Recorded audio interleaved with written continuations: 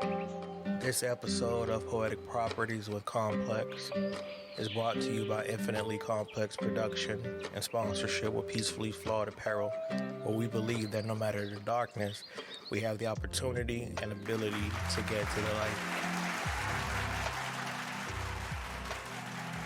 Thank you for tuning in to the Poetic Property Podcast.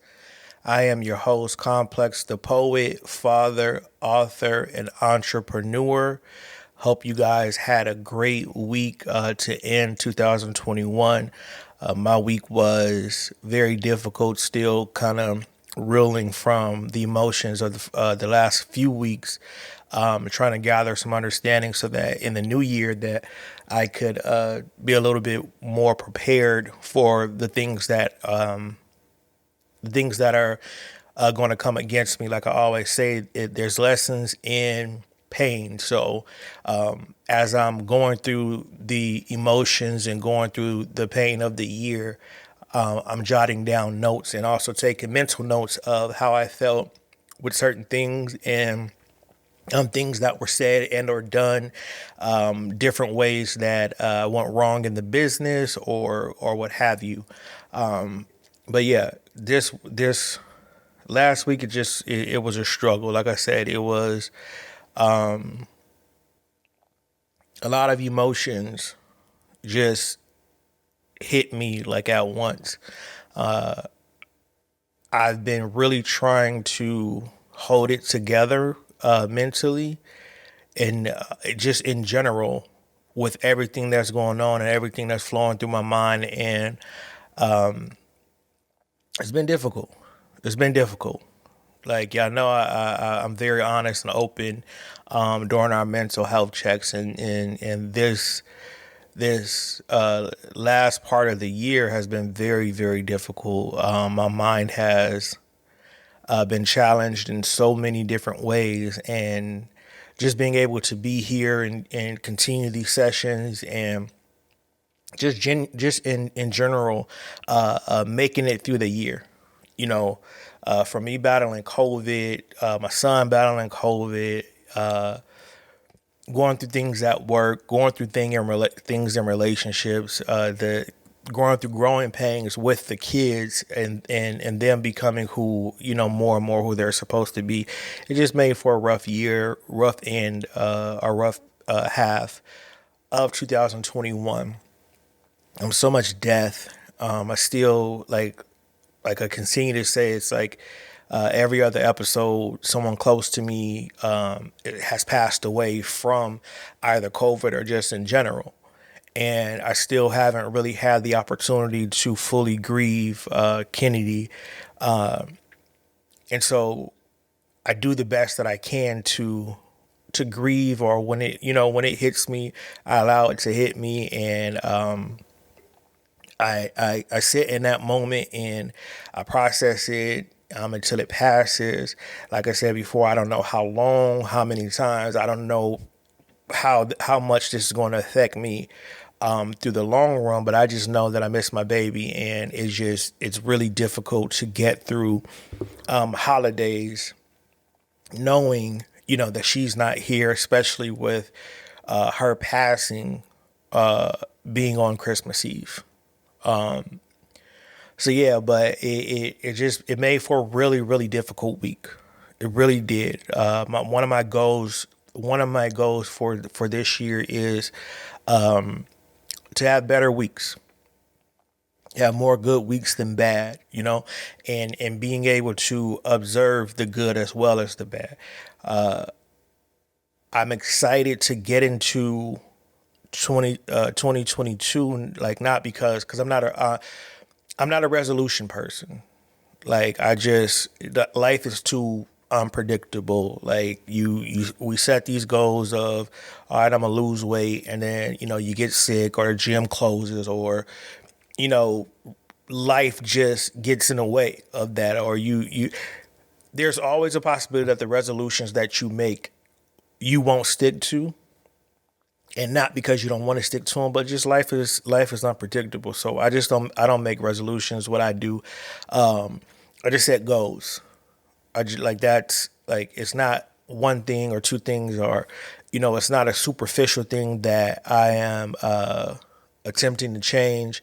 It's more so of a in-depth thing that I feel like I could be better at, right? And so for me, I'm a person of reconstruction. It's not just an annual thing. If I feel like I'm fragile in a space where I need to be stronger. Like I deal with the pain to get stronger. If I'm fragile in a space that I'm supposed to be fragile in there, I accept it, right? Because the whole goal is to be vulnerable. The whole goal is to be expressive as possible, so that you're not holding that stuff in.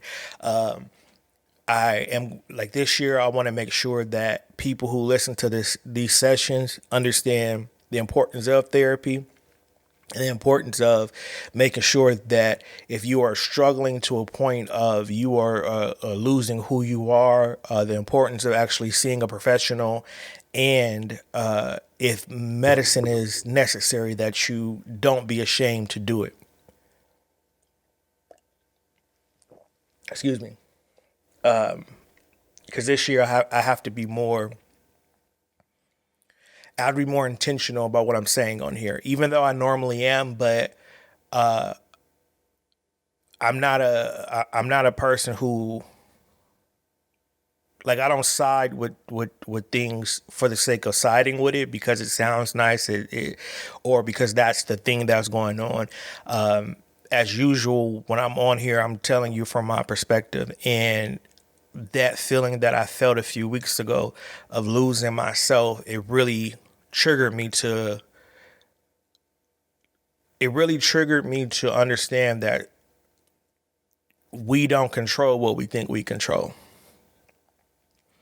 And in knowing that, you can say what you want to say about government, you can say what you want to say about the history of what testing and all this and experiments that was done on black people. I am aware of that. I understand that. I understand the fear in that, but I also understand that CMOS don't cure everything.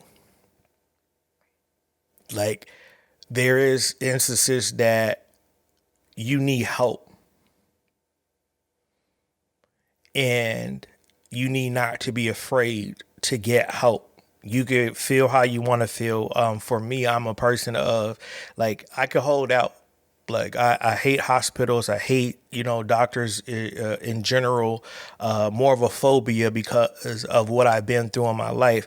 But I am on the side of,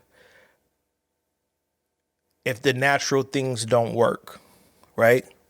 If the natural things, the supplements, the vegetables, if it don't work, I am on the side of, all right, I'm going to do whatever it takes to get help, right? Because a lot of times they say, it's what you're eating that creates these chemical imbalances and stuff. So it's like, I'll change what I'm eating. Like, I don't have no problem with that. I've heard people say, if your your sugar levels are too low or too high, it affects your mental and it affects your mood. I'm cool with all of that, right? I'm saying that once you do everything, once you're eating right, once you're exercising, all that, if things are still going on that you need to see someone, you got to do that. You owe it to yourself, especially if you have kids. You owe it to yourself to do whatever it takes to stay in your right mind, and don't follow the herd. Again, I understand. I hate testing. I hate the idea that there could be a possible issue. There could be a possible agenda with giving people medicines, and I understand. I do. But sometimes, like like for me personally, I'm just not. How can I say this? I'm not prepared to die because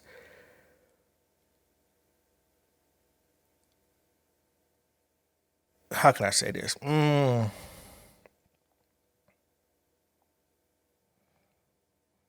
I'm not prepared to die off of fear.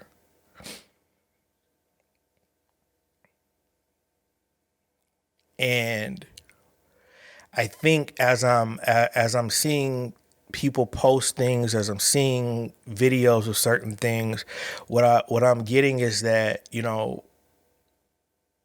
that people feel, and rightfully so, that the government does tests on us and make examples of us and stuff like that. And yes, there's proof of that in some things, but it's not like all things, right? I mean, we put so much stuff in our bodies anyway.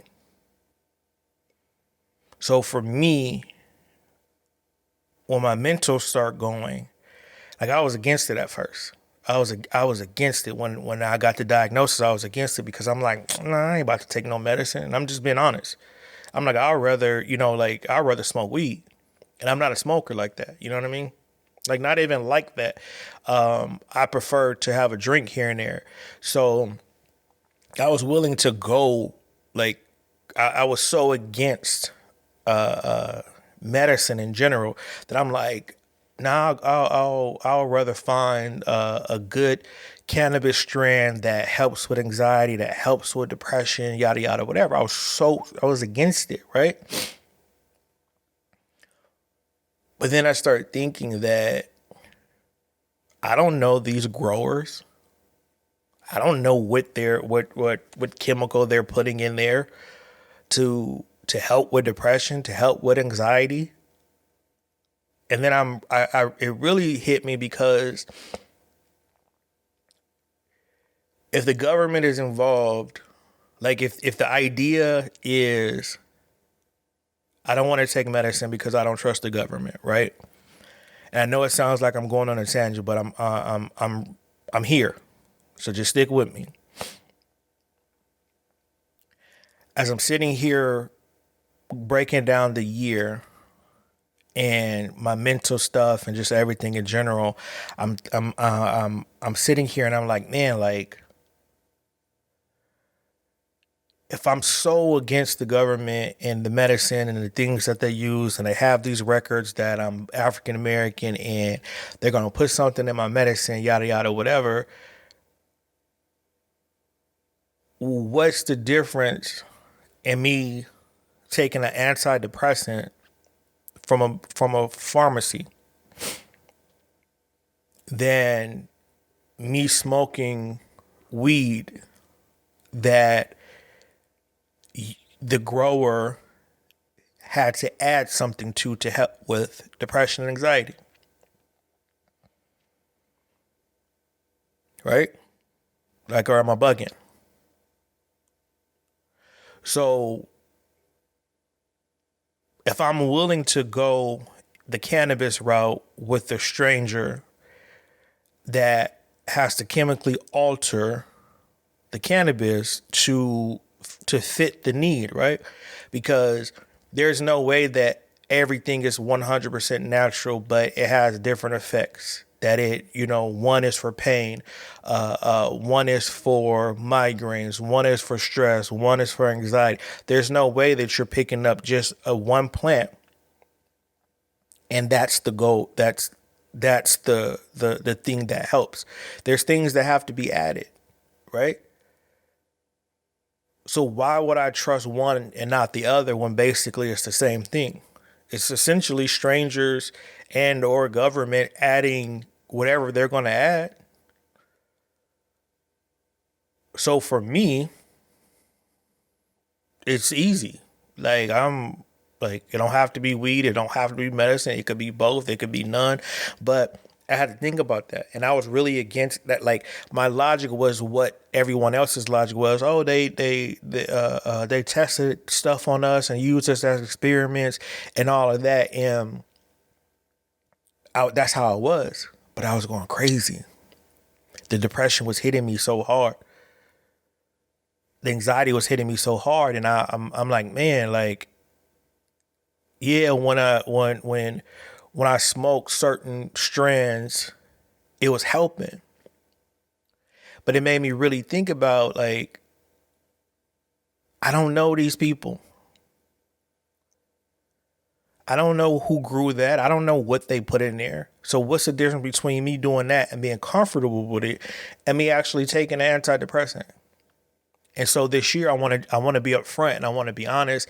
I'm not here to demand and or dictate how you handle your healthcare treatment. But for me, if I'm willing to randomly get cannabis that helps with anxiety, I have to be equally as prepared to take an antidepressant. So again, if the cannabis works for you, cool. If it don't, you need to go and see if there's some type of medicine that'll help you, because your mind is, like they say, your mind is a terrible thing to waste. And I remember they used to say that when we was little, and it sounded so dumb. Like, what are you talking about? Because they never followed it up with anything. That was just like, if you do drugs, your mind is gonna go. And so as I sat here and I was going through really like my mental for the week and my mental for the end of the year, I just really started understanding, like, this is all the matrix. You just have to pick and choose what's important to you and what you're willing to sacrifice for certain things, and what you're not willing to sacrifice for. For me, my mind, I can't lose it. I can't. I felt what I felt for about 2 to 3 weeks. I felt outside of myself for like 2 to 3 weeks. I can imagine people who are going through this and have been going through this their entire life and afraid to get medicines, are afraid to try cannabis. I can't. Listen, I was ready to do whatever it took to regulate my mind. It was a scary feeling of not understanding. I felt lost. I felt outside of myself. I felt like I was outside of me looking in. And that's been bothering me all this month. Like, it really, like, that's what's really making my anxiety go up. It's messing with the depression. Like what happened? What triggered that? And so I had to be understanding with myself and say, okay, you have to remove the time frame. You have to remove time frames in general as it results to the changes needed in your life. Like, everything is give it a couple days, give it a couple weeks, give it a couple months, and you stick by that because that's what the natural, or that's what the consensus says. The consensus says to wait this long for this, wait this long for that. Sometimes them time frames are estimates. A lot of times them time frames are estimates, and you have to be able to say, yo, this not working for me. I feel it. It's not working. And you have to be honest with yourself. See, a lot of us, especially men, we fear weakness. We're scared to tell someone, hey, this not working. I feel a way and I'm doing everything that I'm supposed to do, but my mind feels weird. My emotions feel worse. My mental is not okay, because immediately you get looked at as you're weak. You get looked at as you're crazy. Then people start saying, see, you did me like that because you going through emotional stuff. And it's like, no. I'm very much attentive in how I respond to things. Like when I'm going through something, knowing that my mental is the way that it is, I'll stop and I'll focus on that one thing to make sure that my responses are responses that I meant to give. It goes back to when I used to drink super duper heavy, and people used to be like, oh, I said that because I was drunk. I said that like I'm very big on nah. If I said I said that. I'm sure I didn't mean it to be offensive, but if it was, I said that, and I'm gonna deal with the consequences of that. So that's how I apply this with the things that I'm going through mentally. If I respond to you something, I'm never gonna tell you, well, I responded that way because I was having a bout. Like it was heavy depression. It was heavy. No, if I said that and I responded to you, I stopped and I focused on what I needed to respond.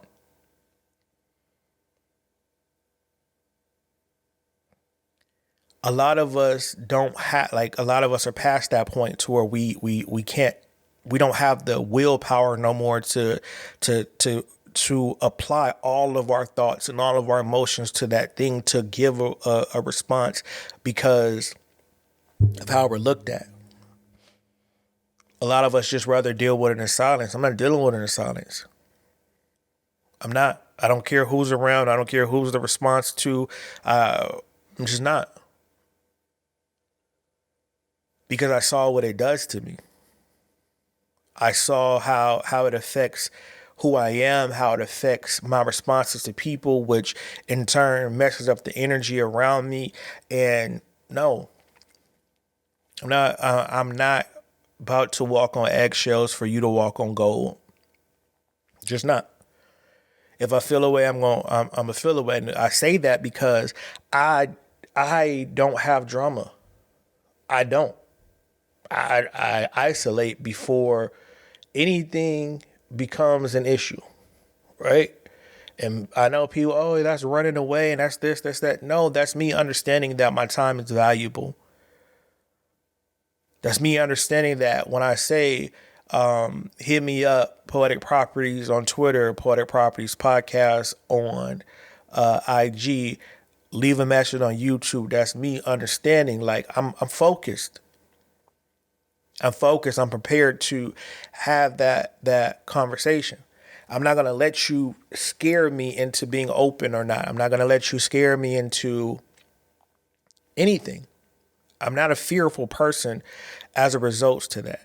And I had to get over that, and I had to understand that it was fear that kept it was fear that kept me from really understanding and accepting that, wait, this is a real thing. Like whatever's going on with my mental, this is a real thing. And I have to be very aware of how I'm handling it. I have to be very aware of who I'm allowing in to my personal space. Again, these sessions on this podcast are for y'all. Whoever watches these sessions and gets something from it, that's who it's for, right? When I watch back, excuse me, I'm included in the y'all, because when I watch back, I hear something different than when I'm actually speaking it, right? And so I had to understand that through going through my mental health check for the week. And I'm just like, man, I feel like this is like I can control it to a certain extent. But being honest with myself, at certain moments that my mood is so strong at just being blah that I just can't. And those are the times that I have to just lay down. Those are the times that I just have to understand it's not a me thing. It's not a you thing. I just need to isolate. Like at certain times that I'm going through certain things mentally, and I have to tell my kids, yo, today is a rough one. I'm gonna be in my room for a minute because I want them to understand that it's okay to have those rough days with any emotion, not because you have mental stuff going on, but with any emotion, anger, happiness. Like if you want to and need to have that for yourself, it's okay. And they need not to be ashamed of it. They need not to fear it. But yeah, just this week was a little bit more frustrating because it was me just kind of pulling everything from the year and trying to analyze and see what I wanted to do differently as a result to my mental health, as it results to my parenting, as it results to my business, like just pulling all that for the year really made for a very hard week. It really made for a very hard week. So that's why I came up with myself to remove time frames, right? As a result to how I maneuver, because time is omnipresent, right? Time is everywhere. Time is all things everywhere, no matter how you slice it. And so if I'm looking for, or okay, how can I put it? So when you were doing, when the idea is I want to get in better shape, right? We always have a time frame. We always have I'm gonna do a 30-day ab workout, or I'm gonna do a 60-day yada yada whatever. And sometimes you'll do your best for that 30 days. You'll stick to the program for that 30 days and it doesn't work. And then now you're discouraged. You're discouraged not because it didn't work. You're discouraged that it didn't work in the time frame that you put on it. And the reason you put the time frame on it is because that's what, a lot of times the name indicates the day. So if one person got abs in 30 days, or one person lost this much in 60 days or 90 days or whatever, and they're saying, this is what I did. Like this is what you should do for that 90 days. And then you do that and it doesn't work. It's discouraging. Why? Because you accepted that time frame. You didn't really analyze that that's what they did and that's what worked for them. This might not work for you, right? That 60 days might need to be 120 days because maybe your body handles this food differently, or your metabolism is like this or like that. And so you have to not be afraid to stop and be able to reconstruct that plan and then start again. A lot of times we're frustrated because of time frame.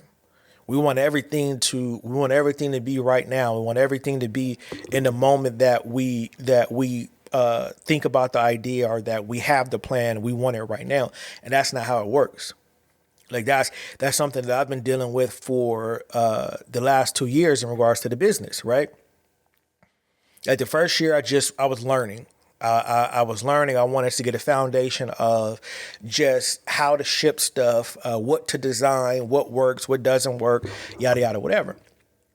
And I was fine with that.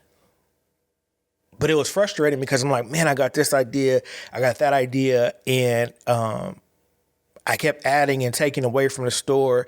And it was just like, I was getting frustrated myself because I started seeing people, I started seeing people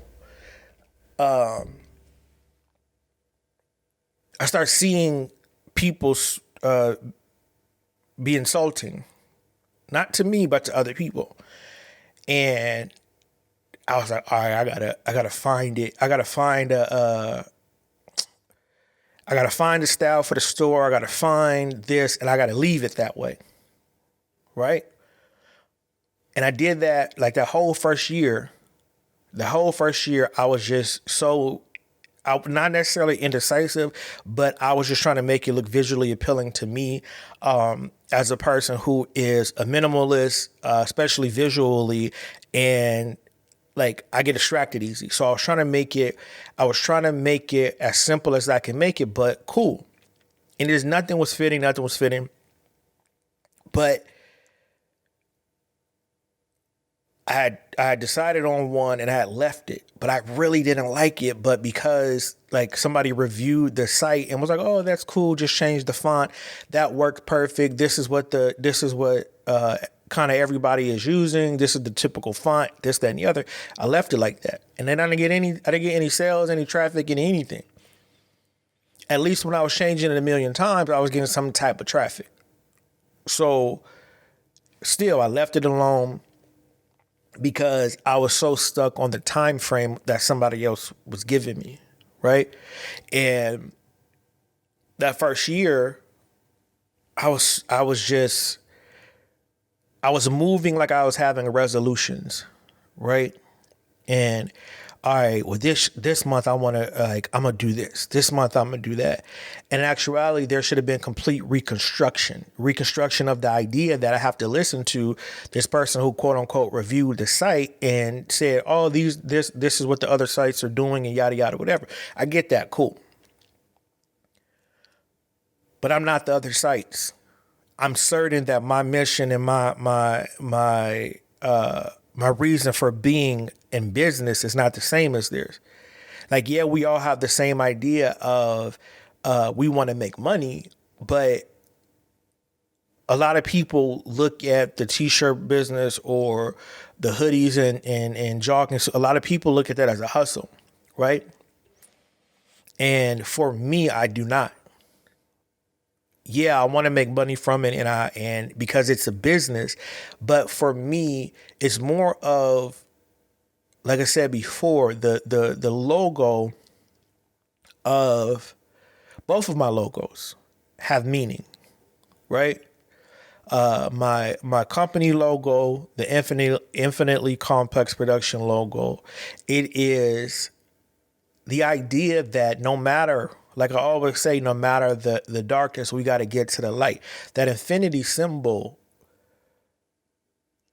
is the indication of just to continue going, keep trying. Whatever is meant for you is meant as long as you keep going. My Peacefully Flawed logo is the tree of life.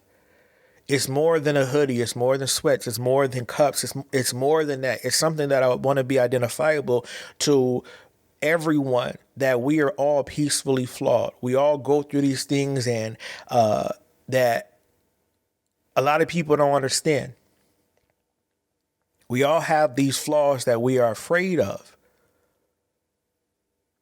But we have to reconstruct our mind to understand those flaws are lessons that make us who we are. We have to get out of that fear of being flawed. We have to get out of that fear that people are going to see us differently if they know our wrongs. We have to get out of that. There's nobody on earth that is 100% right, and there's no one on earth that's 100% wrong. You have to be able to stop and just understand that for yourself. Like I told you guys, I think it was last week or the week before. You get lost in the comments of social media when you see your idea, not your specific idea, but like when you see people talk about something that you do, right? Like last week or the last couple of weeks, I've been seeing, people like, we're going to go to the black community and confiscate the podcast microphones, I guess, because of the content people are releasing. And then you see people, like you see just a thread of people just agreeing. Like it's so many podcasts and it's so much, like everybody doesn't deserve an opinion and yada, yada, whatever. You see that. And even though you have nothing to do with that, like I've never received any type of disrespect on any of my posts for the podcast. And I'm grateful for that. I don't think I'm better than anybody. I don't think I'm worse than anybody. I just think that my podcast is different. And so when I saw that, it's like, dang, like, will my views and listens ever go up because there's so many podcasts, because there's so many people that have that idea that too many people have a podcast, right? I'm human. So I think about that. But in my mental reconstruction, I'm like, since I was little in the 80s,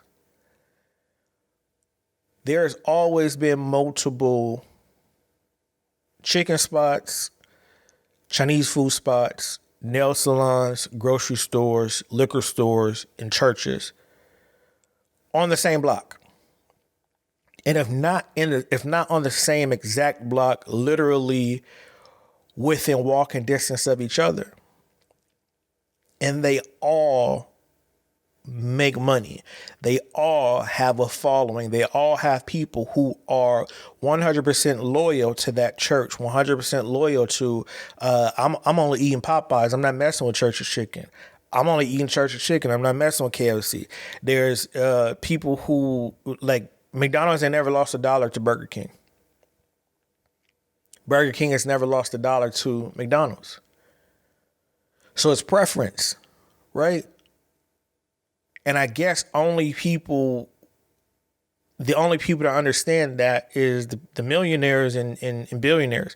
Because when you look at regular people like myself, there's always that argument that what everybody else is doing. There's always that, it's too many of this, it's too many of that. But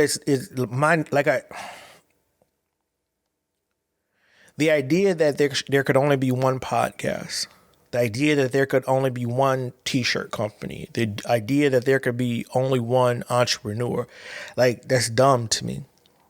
But that's what I get when I see those comments. And as an entrepreneur who does podcasts, who does sell t-shirts, it hits you because you're human. But that's a resolution mind state.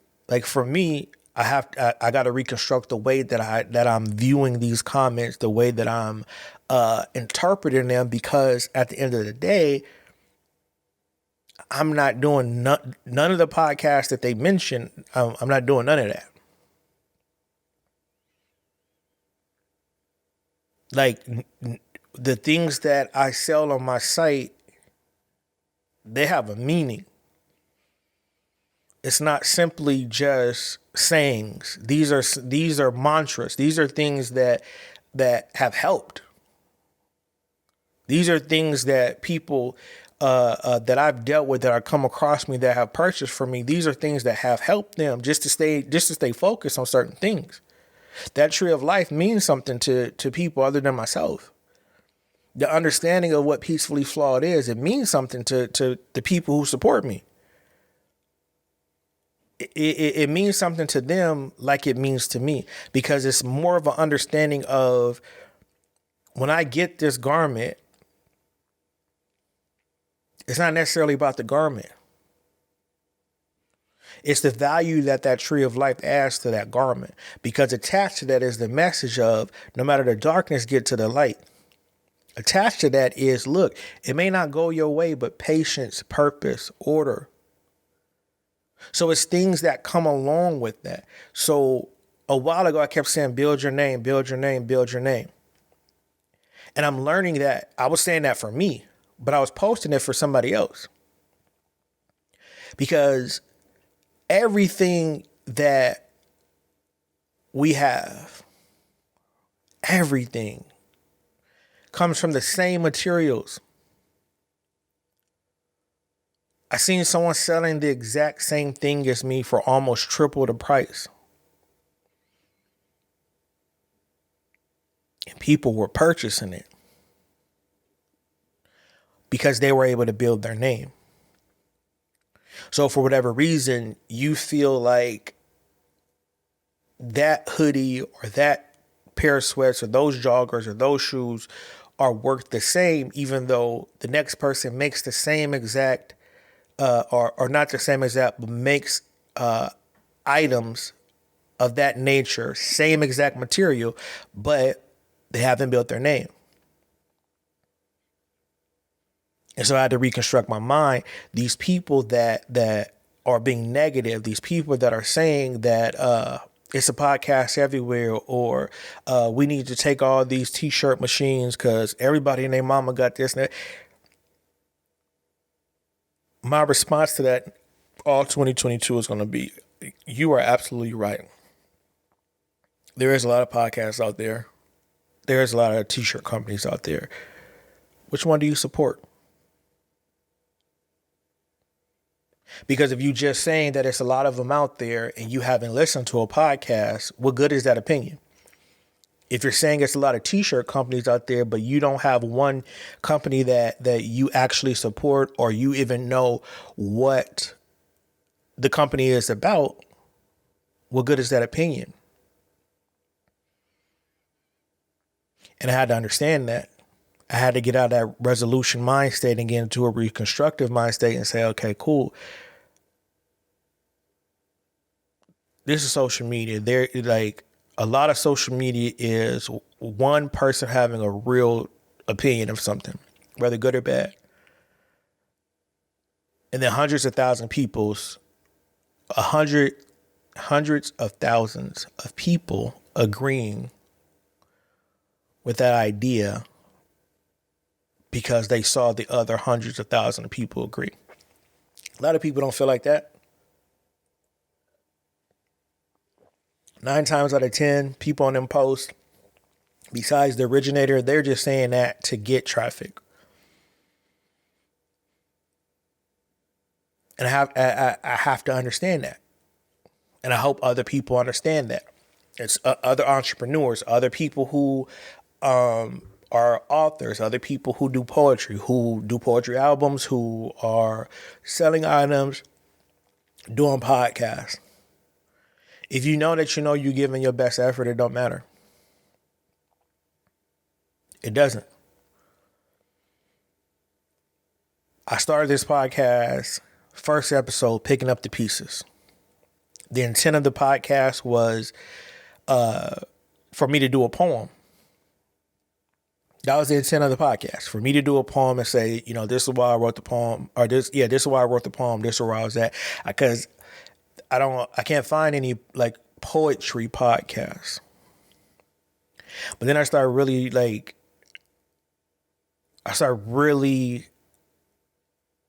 understanding that sometimes the thing that you assume is your purpose and is your gift is opening door for the next gift.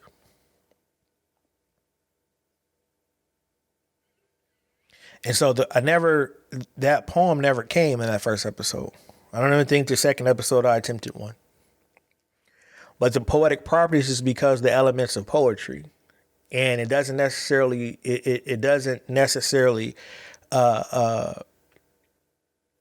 it's not necessarily poetry in general. It's just the pieces of it. Why I kept the name Poetic Properties. Right? Because essentially poems are made up of so many different things. As a human being, we're made up of so many different things. And so that's why I keep the name. So as I'm seeing comments, as I'm just being human and hearing and understanding, it doesn't bother me when people say everybody got a podcast. It doesn't bother me when people say everybody has a t-shirt brand. What bothers me is that used to get to me. What bothers me is that somebody that hasn't come to the same conclusion as me is going to see that and they're going to give up. They're going to see that and say, dang, I'm not going to get support because everybody has this, everybody has that. But I want to encourage you to reconstruct your mind to understand that what is meant for you is meant for you. Your tribe is going to come. Just keep doing it. This podcast has been slow, but now it's in front of people who need it. I was getting 1 view, 2 views. I still didn't stop. I'm still not going to stop. Because there's people out here that are looking for this and they just don't know it yet.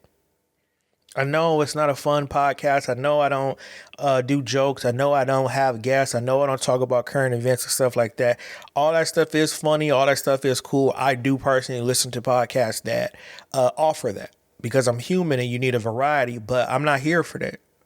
I'm here to make sure that men are aware that they are good with being vulnerable. I'm here to make sure that they understand that being vulnerable does not make them weak. I'm here to make them understand that it is okay. Quit listening to these societal standards that say you can't cry, that you can't be vulnerable, that you can't express your flaws. I'm here to create a level of understanding, like, from everybody. I'm all inclusive. I don't care what's going on, what you are, what color you are, but it's important for me to get out there that it's okay to be vulnerable. No one's saying cry every day. No one's saying, you know, like my kids say, no one telling you to be a whiny baby. That's not what I'm saying. But what I'm saying is holding that stuff in is going to kill you. Holding that stuff in is going to tear your mind up, and you're going to be lost because you are afraid to be who you are.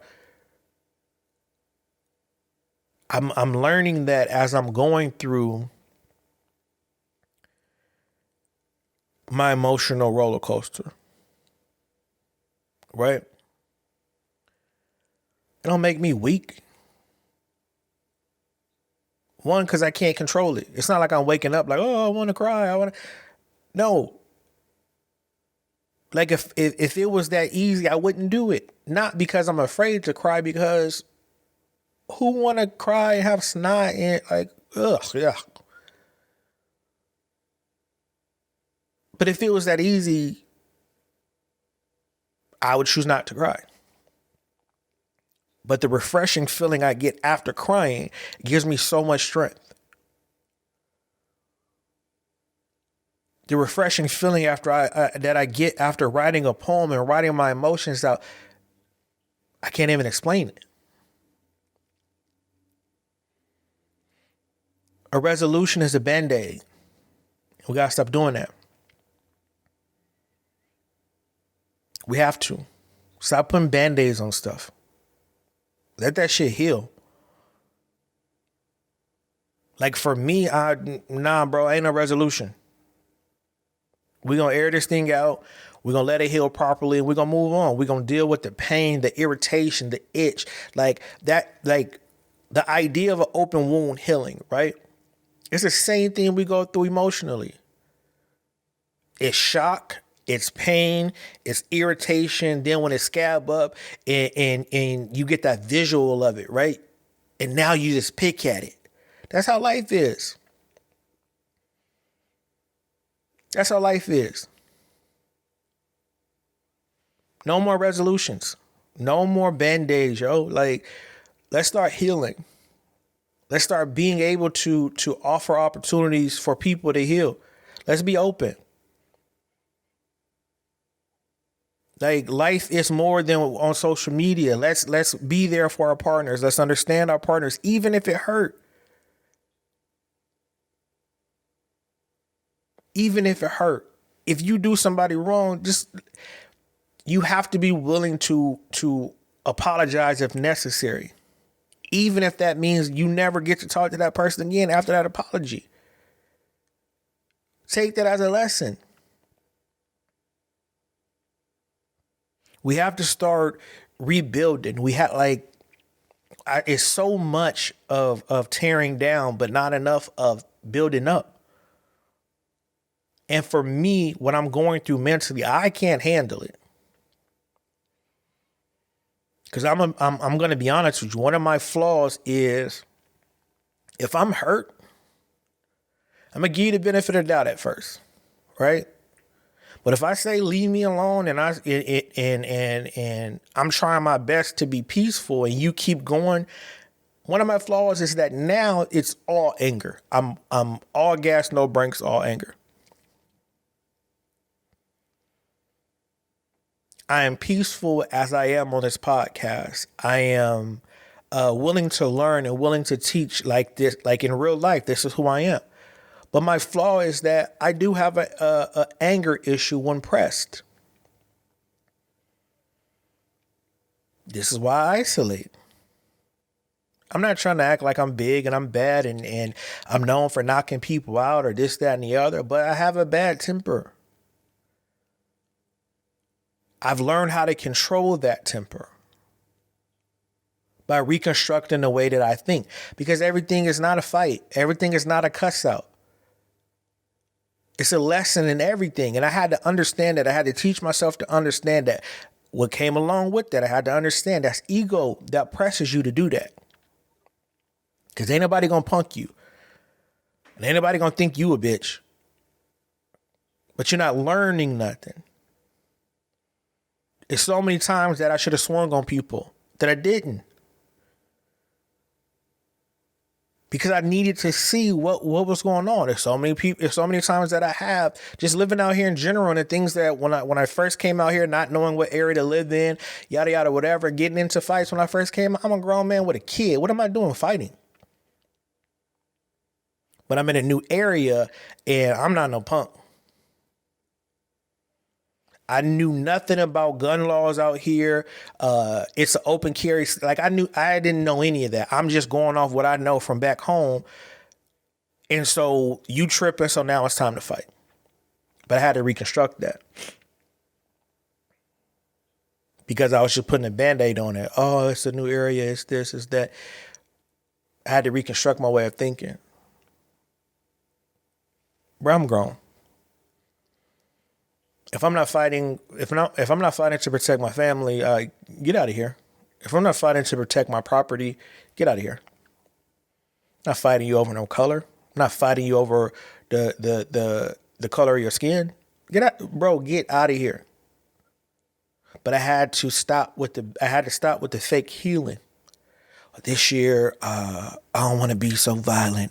It ain't about that. It's about you saying mentally, I'm not about to be out here fighting. I'm not going to be out here doing this. It's about you being open with yourself and understanding the need, if that's what you want in your life. Because some people are with it, period. Like that's how they came in this world, and that's how they gonna go out, and that's their prerogative. I don't judge them. I know people like that. It is what it is. But for me, being a father, that changed for me. I don't have time for that. I don't have time for that. Like life is too unpredictable to be out here being reckless. You've lived too much life and gained too much wisdom not to understand how to apply it. Again, I don't think I'm better than anybody. I think that 6, 7, 8 years ago, I had come to my point to where I was like, it's time to reconstruct. I don't like how I'm feeling. I don't like being angry all the time. I don't like feeling like the world is against me. I want to know so that when I react and I respond to things and I isolate, I'm doing it with purpose. I don't want to lash out.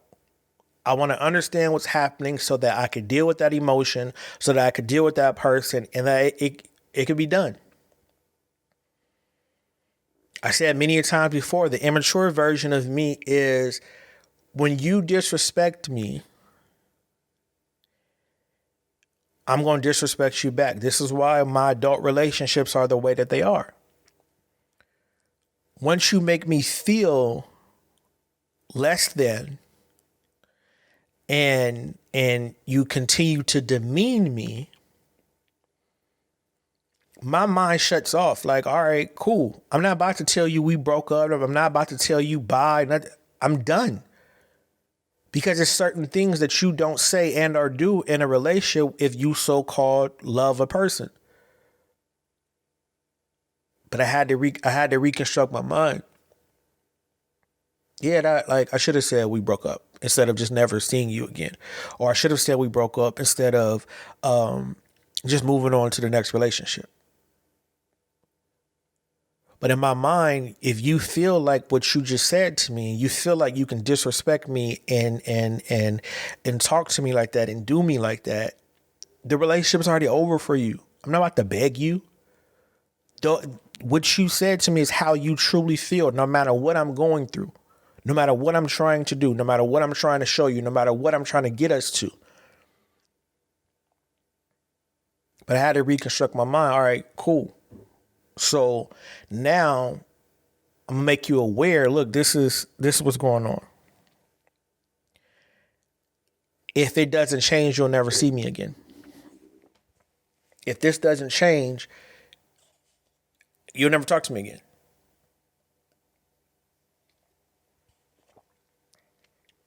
Simple as that. Because now I'm not trying to put a Band-Aid over the pain. I'm leaving that joint open.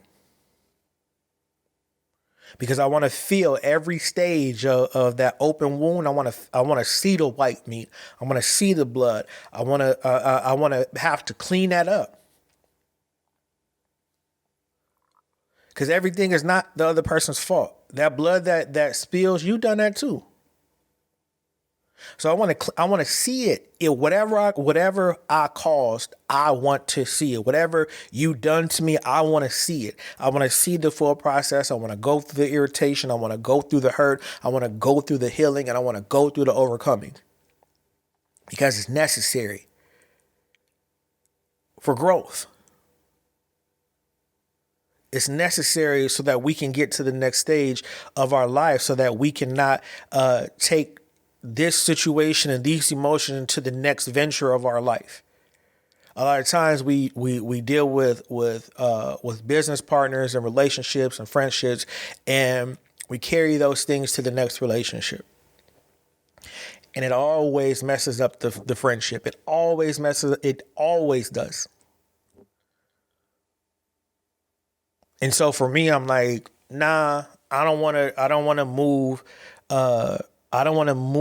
this emotion to the friendship. I don't want to move this emotion to the next relationship. I told you the last relationship that I was in, that was it for me. I had to stop.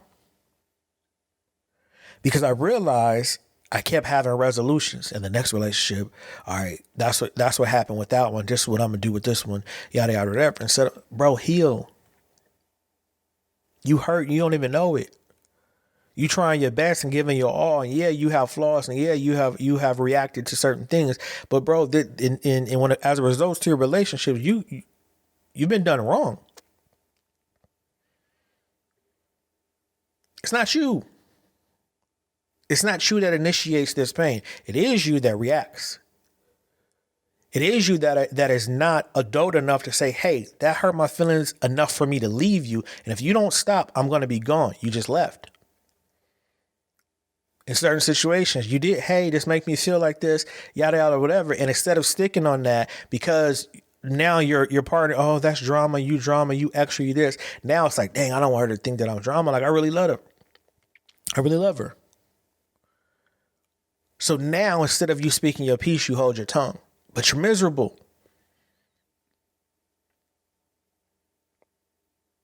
So I had to reconstruct. The reconstruction of that is willing to be by myself. The reconstruction of that is willing to be a single parent. I'm done with Band-Aids.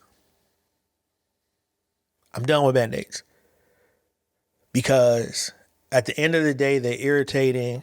They leave behind a residue. Like, you got to change it like every day or every couple hours, because then it gets the black lint balls around it. Like, no. The Band-Aid is supposed to help. And they ain't supposed to add more. It's not supposed to add more pain. It's not supposed to add more residue, more negative feelings, more things for you to clean up that you're not responsible of putting there. I'm responsible for what your emotions are. I'm not responsible for how you feel within yourself. I'm responsible for not taking you for granted. I'm responsible for making sure I'm not adding extra stress to you. That's what I'm responsible for. And that's the understanding that comes with going through stuff. That's the understanding that comes with being able to sit down and pull from yourself the idea of putting a Band-Aid on everything. That joint get old. Like, and a lot of times the Band-Aid don't even work. You got to get gauze and you got to get a wrap. You got let me see. Let me go through that. Let me go through that pain. Let me go through that irritation. Let me go through that understanding. Let me go through that overcome. Because at the end of the day, yeah, I might get cut again. But I'm not going to get cut in the same way. I'm going to know how to heal that cut. I'm going to know what to do. I'm going to know what works. I'm going to know what doesn't work. I'm not being blind to things anymore. I'm not being afraid to take the business in a different way. I'm not being afraid to change the podcast set to make it cooler and calm for these sessions. I'm not afraid. I'm not afraid to say no to things and stand on it. I don't care about what feelings get hurt or not get hurt. Like, if it's a no, it's a no. I'm not giving explanations on the no.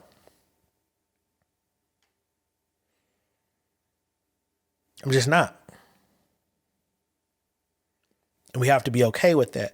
We have to be fine with doing everything that we possibly can to be who we're supposed to be, to stand on what we're supposed to stand on. Like, you have no idea what your presence is going to do for generations to come.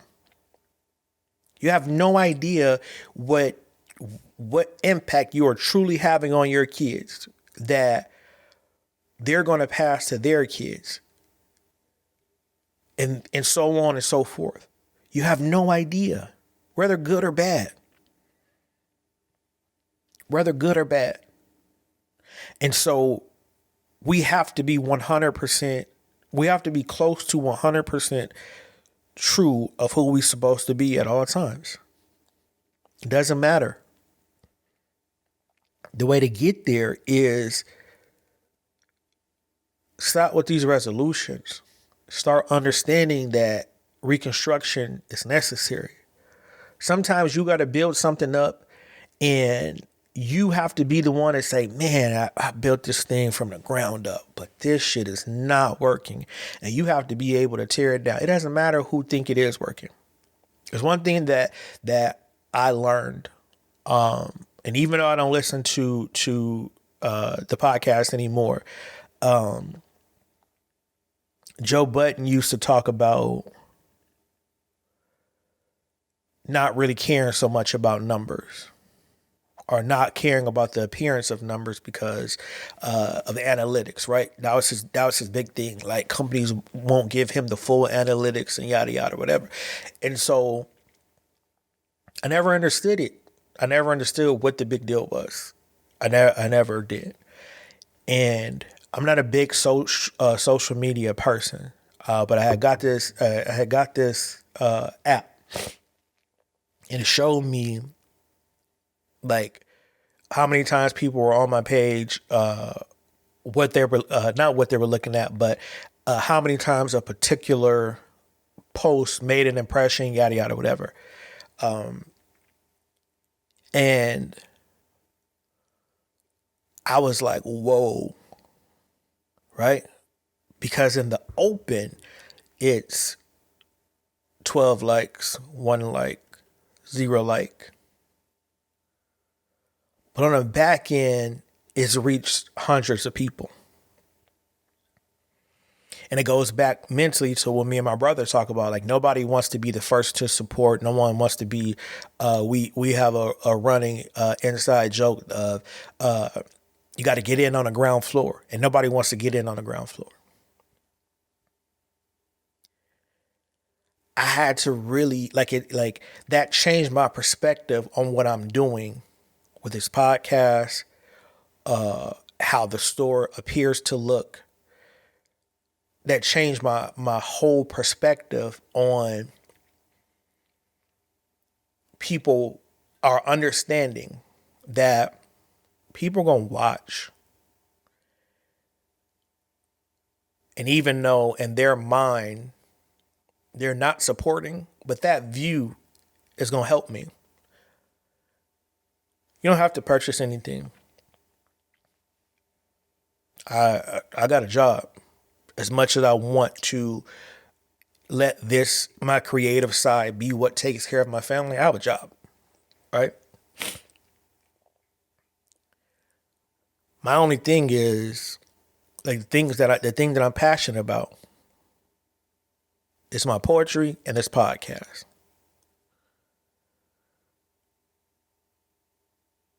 When I look at the numbers versus the interaction, I'm good. This is why I say stay consistent, keep going. This is why I continue to get up and do what I do. This is why I still post stuff every day for Peacefully Flawed.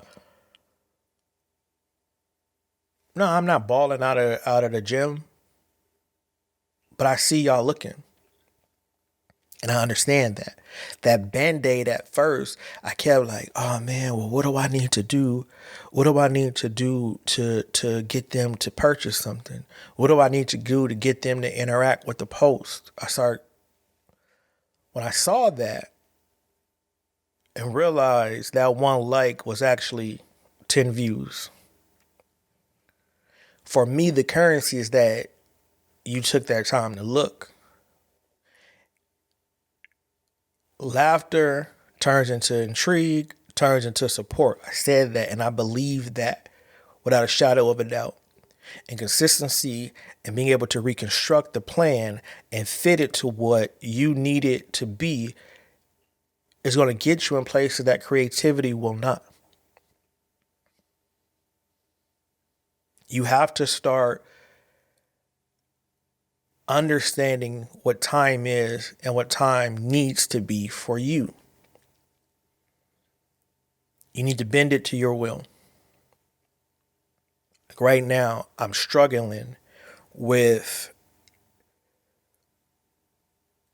knowing better days are ahead, but not being there in the physical time, right? I have so many ideas that I have my business plans, and I have so many ideas that I've noted down and that I'm prepared to do, but it's timing. And I sit down and then I get so anxious, like, oh, I can't wait. And it creates so much chaos in my mind. And it shouldn't, but because I know that these plans are going to do exactly what I want them to do. It's not like this is a person outside of me is going to look at this and not see how big it is, because it's probably not big to them. But for me and what I'm trying to accomplish and where I see, because my brother says always attach the end goal. The things that I'm going to implement or attempting to implement when the time is right are going to put me in the position that I need to be to start focusing on that end goal. Right? The anxiety that comes with that is somewhat of a hindrance, and it's discouraging sometimes, because it's like, man, I don't want to come up with no more ideas because I'm waiting on this or I'm waiting on that. Like, I know I need marketing for the pod. I know I need marketing for the clothes, yada, yada, whatever, like professional, right? Because it's a good brand. And I'm like, so as I'm researching this and I'm researching that, like I'm coming up with different things as a whole. I'm coming up with different things for, poetic properties, like to go outside You know what I mean? To the like the actual poetry, to actually perform and like I have so much, but the timing is not right for me. The timing is not right. I have so much going on.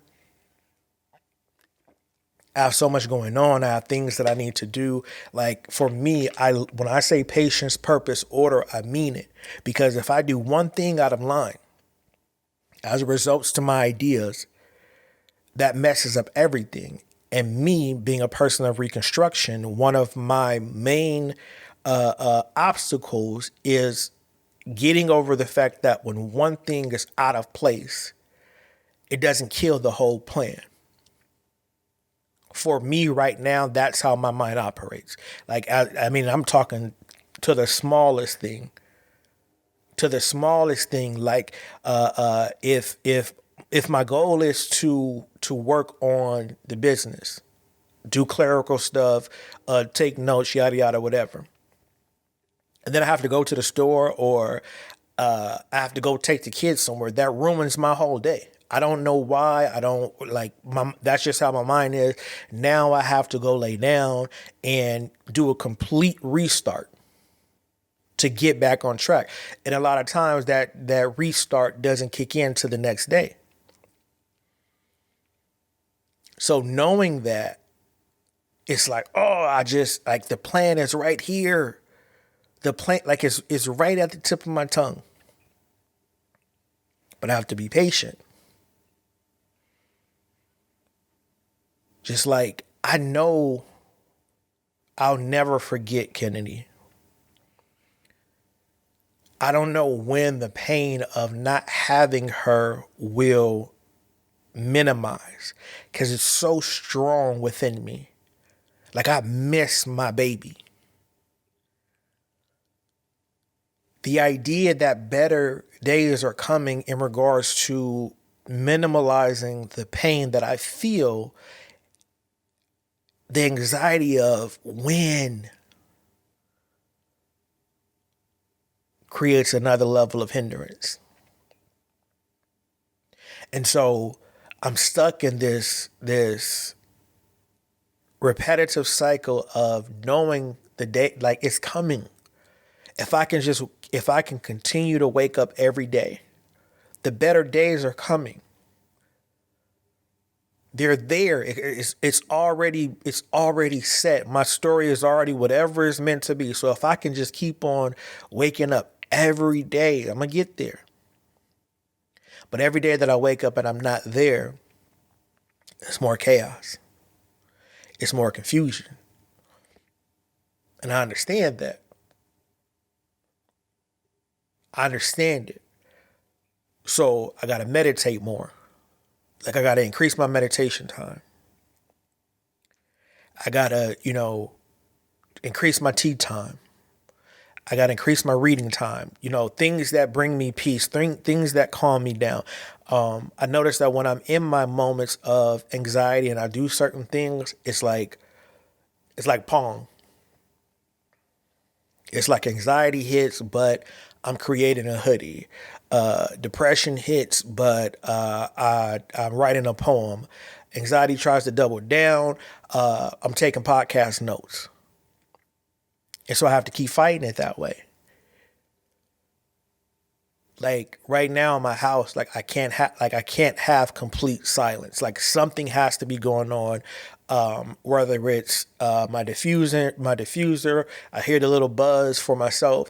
Whether it's a fan, whether it's music, silence is so extremely loud to me, and I have to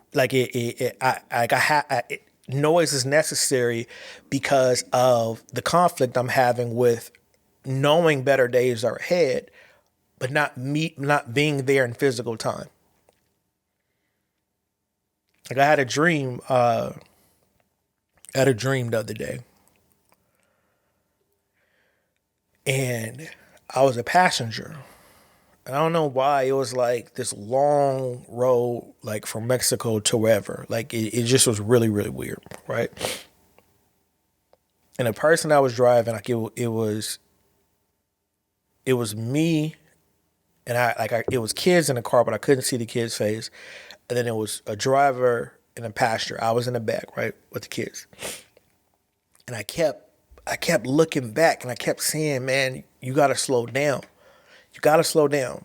And as we're passing stuff, I'm seeing like a crazy house, right? And then it's a bunch of trees. Then I'm seeing police. Then it's, like a bunch of nowhere, a bunch of nothing. And I'm seeing all these things of danger. And this person is just speeding, speeding, speeding. I'm like, you got to slow down and you have to take account for this stuff. You got to figure out what's going on. This is what I'm saying in a dream. I'm like yelling at the driver. And I'm like, you got to slow down. And the person driving said, look, if we could just get right here, we're going to be good. And I'm like, I'm telling you, you have to slow down. We have to figure out what this is. And in the dream, like, it's one of them dreams that I could feel. And I know it was important for me because I remembered it even days after I had it. And I was like, all right, let me write this down. So I'm yelling at the driver, yo, you have to slow down. Whatever reason you're doing this, it's not going to work. And kept saying, I got to get here. We can just get past this train, get past this train. And I said, I'm telling you, if you don't slow down and figure out what these obstacles are, if you don't figure out what's going on, like, it's not going to be good. And I'm telling the kids, we're going to be all right. We're going to be all right. And we're approaching the train. And the train is on a bridge with a curve. The thing is I could see the curb and the driver could not. So I'm yelling like, slow down, slow down. The driver was just looking at the train. And in the dream, like clear as day, we barely get past the train. And the moment the driver says, see, the car hits the curb, goes into water. This is where the dream gets weird. That's just how dreams work. So the car hits the bottom of the lake, whatever. And the driver kept like trying to pull it. And I kept saying like, oh, stop. We got to get the kids. Stop. We got to get the other passenger. And the driver kept shaking the car. But each time the car was shaking, it folded. And I mean like those when you take the car to the junkyard and they compress it or whatever and then stack it, it was like that. But it kept getting folded very neatly. And I'm like, yo, what are you doing? And I'm like, you can't keep doing that. And by the time I went to like try to get the other 4 people out of the car, it was folded neatly like a sheet. And I looked at the driver and I woke up. Right?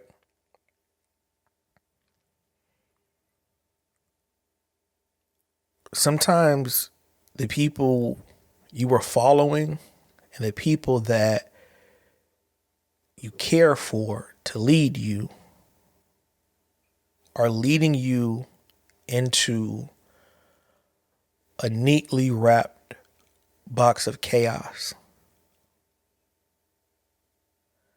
a neatly packaged room of pain. And it's imperative that you understand when you are to lead, when you are to follow, and when you are to completely stay away from something or someone.